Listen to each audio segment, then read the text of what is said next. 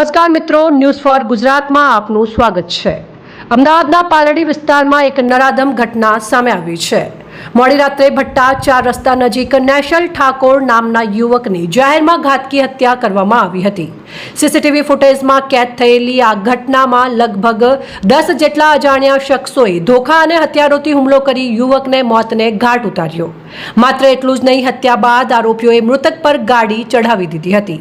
આ સમગ્ર બનાવ પાલડી પોલીસ સ્ટેશનથી ફક્ત 200 મીટરના અંતરે બન્યો હોવાનો ખુલાસો થયો છે। હાલ અજાણ્યા આરોપીઓ ફરાર છે અને પાલડી પોલીસ ઘટના સ્થળે પહોંચી તપાસ હાથ ધરી છે। આગામી કલાકોમાં વધુ માહિતી માટે જોડાયેલા રહો ન્યૂઝ ફોર ગુજરાત સાથે।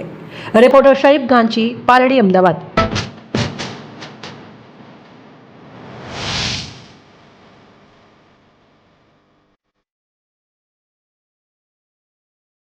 નમસ્કાર દર્શક મિત્રો, ન્યૂઝ ફોર ગુજરાતમાં આપનું સ્વાગત છે।